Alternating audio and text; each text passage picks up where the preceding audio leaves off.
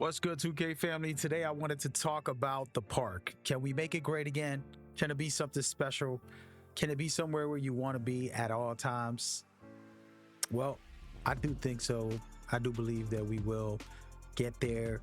Maybe it won't be with 2K, but somebody's going to take this idea and run with it. So feel free to share this and leave your comments.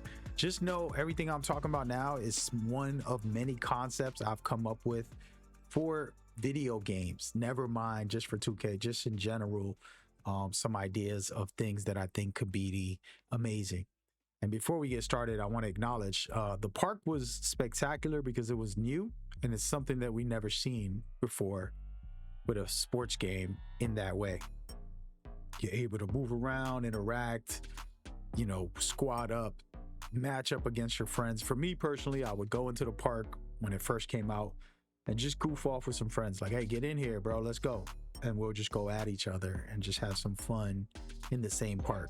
Spin the block, spin the block, spin the block, and basically continue to fight or play, and enjoy the game that way. So I do believe they need to add that in a newer, more fun way that could be very entertaining. So we'll talk about that later. But the first thing I want to talk about is the general concept and just things that y'all want. I want to see what y'all think and what y'all feel when it comes to some of this, okay? So if you look at the current state of the park, and we were just to click on this is kind of how it's gotten. And it's its own game. Like, you could literally be like, sheesh, I got to walk all that. I got to go all over there to go to one game. And so you'll see it'll take me a while just to get from point A to point B, just to play a video game. But if I match make, I'll probably find a match faster than I do having to walk from here to the other side of the court. This is a problem. And I think that 2K wanting to make a bigger, expansive experience, which is impressive to a certain extent, over exaggerated throughout these years. As you can see, like, we got Transformers and all this craziness in a basketball game. And it kind of just takes you out of the, oh, let's hoop type of thinking and type of feel, right? So that's one thing I'm going to be changing and that I want altered. All right, we already see there's so many courts and it's kind of ridiculous, and it's a fantasy world no matter how you put it. I know that y'all be thinking 2K16 or whatever has the best courts. It's like, bro, either way, you got 6 or more courts, which you don't see very often in the world. And I play a lot of basketball in real life, so you're rarely going to see 6 or more stacked up together. Just want to kind of point that out as like an honesty thing. So clamping them up even further can be cool, but it's not going to solve the bigger problem. The bigger problem is, if I come over here, I'm going to sit on this and literally wait all day just right here until this game is over. And it's not that bad, right? It's 5-10 minutes, but like, we just want to hoop and we just came to play. And so doing that, and then maybe I'll go on a streak. But if I'm by myself, for example, I gotta play with some random guy. No offense to this guy, but it's gonna probably be a rough night. I'm all set. So now I gotta play with my friends. It's like, I'm not gonna only jump on when my friends are on. So they gotta have some logic about like casually playing in the park and reasons to play. So first thing, and this is not about improving the park, but cluttering these together into one big box. Old school, where it's just like, oh, we're gonna stick it on a block and that's it. We're not gonna go too crazy. The reason I say this is because if you gave me a court right here with all 6 or 8 of the different courts, 1-on-1, 2-on-2, 3-on-3, all right here, and then you put all this stuff here, which you got, all of it in one jammed area like this, we're good to go. Because what happens is I can walk this way, go into Pro-Am, go into the rec, go into all of these game modes in one area. And then if I go across the street, I can go shop down here and do whatever nonsense they want me to do with them trying to market the game, have this whole side for marketing, fine. And then this side over here, like I said, we'll just keep spreading out some of these modes and put it all together. And then to even make it even better, one thing that I was talking about was in the theater. I'm sorry, the Proving Grounds. Yes, so these proving grounds are top tier. You can see the proving ground right here. The moment I walk into this building, what I think they can do, congest, basically collaborate all of the different modes into one. So now proving ground has multiple modes, right? You have 1, 2s, 3s, and 5s. So just imagine I go in to another new area, you know, the hoop, the comp scene, right? Like the comp center, let's just call it. It's across the street, the comp center. That comp center is just like the proving grounds with a lot of different doors, and it leads to the rec. It leads to, I'm sorry, not to the rec, but it leads to other comp modes and things like that, right?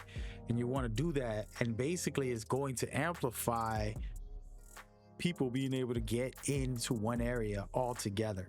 And the reason why this is important for the park is because what happens now is like, yo, if you're inside this one building, go play rec, go play this, go play that, have fun in that, and make sure you enjoy it. But now you don't have to run around like a madman and go all over the city and have everybody split up. We'll all be more united, and all of a sudden you only have like 4 or 5 locations for all of that. Okay, that's one of the ideas. Okay, and then now I want to kind of get into the park and the reason why it's good to have in this format, right? First and foremost, like I said, we're gonna all be together and we all gonna end up hanging out and enjoying the game, and that's the first important thing, right? Like, just, well, we're united. There's no hidden agenda. And I know that's gonna kill the affiliations, but hey man, it is what it is, bro. We got to do what we got to do.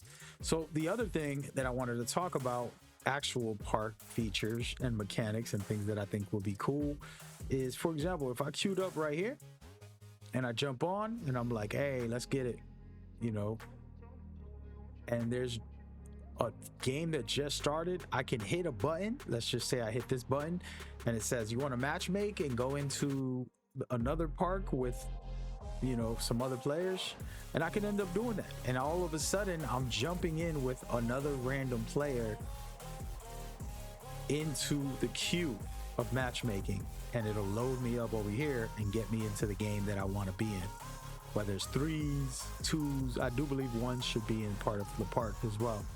And so you do all that, and all of a sudden people have smoother experiences. They're jumping into matches. If they're random players, the people who are going on streaks will always have random players to just actually load up and get into. Once you reach a certain streak, people don't want to jump on the court with you. So this is going to change that, and all of a sudden people are definitely going to be cooking.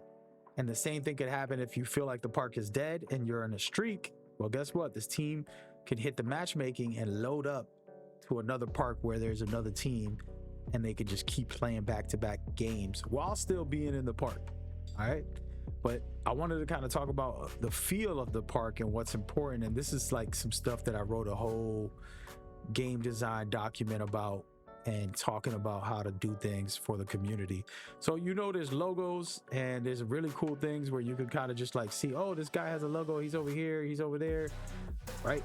Well, announcing it. So the moment you come in and out of the park, it's gonna basically be announced, and, you know, and it could even be a target on your back. So basically beating somebody with a logo is gonna give you extra bonuses, double rep, things like that, rewards, some type of rewards the more you beat people with logos.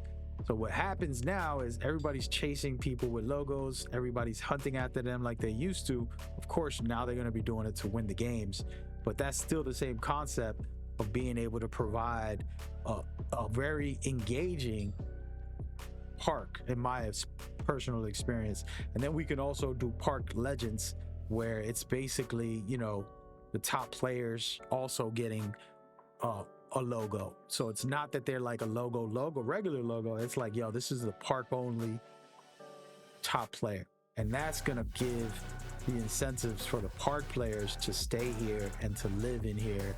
And those park players, you know, we've known some legendary park players in the past, and they're always out there. You know, shout out to my poor boy Sin, who just basically stood in the park, never played offline. He would just stay online. That was his life. And that's the type of energy we want. We want to have that back. We want to get people in these games and make it hot. So all of a sudden, they told me there's a legend over here. I'm going to queue up. Let's try to get this guy off this court. I want to get this double rep. And now anytime he goes, now you're going to say, oh, but those people don't want to deal with it. Well, you can turn that off. If you're not a park legend and you're just a logo athlete, NBA athlete or something, you can just turn off your logo and avoid conflict. Just say, hey, I'm going to hit the button. I'm going to go to my settings, bang, bang. And all right, that's gone. And simple, you're good. All right. And so that's where it goes down. And then on top of that, there was a feature that I wanted to add where it was a challenge mode. I can walk up to this dude, I can look at his banner and check everything, right? But instead of just checking everything, I'm just gonna hit the challenge mode on this fool. Bang, what's up, bro? Let's go 1-on-1. Let's go 2-on-2. So now I threw out a challenge, and if he accepts, it will load us in. Like I said, the matchmaking is gonna be key for the park. It'll load us into an empty 2-on-2 somewhere in one of the servers close to us. Bang, next thing you know, we're doing our 2-on-2. The community's watching. They're like, yo, that's fire. Oh man, this is amazing. I cannot wait. Oh, and just go nuts. All right. This is something that I think could be exciting and interesting and kind of bring a little more energy into the community. Of course, people are going to try to spam it. You can turn that off. Challenges on the options. Again, this is optional. Turn it off setting. Just go to your settings, turn it off, man. If you're scared. And so having another thing, a daily chance to spin the wheel twice. So this is a very cool idea that I'm excited about. Basically, we come in here and there's challenges that you have to do. You have to meet your quota or something, 10,000 rebounds a day. That sounds crazy, but something really extreme. Or the top player or the leader in points, the leader in, the overall top player in the park will get an extra spin. We can get an extra, VC every day. 10,000 VC to the winner. That's not a lot, right? Per region, like, the East Coast, West Coast of US, Asia, all that. And just give them some type of incentive to stay up in it and to live in there, basically. And then all of a sudden you're creating an environment that's popping, right? And my thing is, I just want that. As far as visuals, I'm not going to get into it. Like, I'm a New Yorker, so I love all the New York parks. That's what I would ask for personally, because I grew up playing there. But I understand that's not going to be fun for everybody. So change a park every season, right? Just make a couple cool parks and then just bring them back. Say, hey, this is one, this one, this one, this one. And then after a while, you're going to find out which one people really like. But you can do that, create simple parks, like I said, clog together, closer together, and then have the matchmaking system. Like, hey, just throw me in a match, bro. I got a squad. I'm ready to beat anybody. And that's some of the details. Now, I got a crazy amount of park ideas that I've been basically holding on and putting in the chamber to create my own style of a game. But this is one big list of just a few things personally that I would like to see. Of course, y'all got your opinions. Feel free to share some ideas and just some conversations about this. I recently made a video that was detailing the ranking system and the performance system and how to change that and make that better as well. It's going to be popping up on your right now for you to watch. Make sure you leave a like and comment, show love and support. Make sure you subscribe for more of this as we continue to cover NBA 2K. See you there. Peace.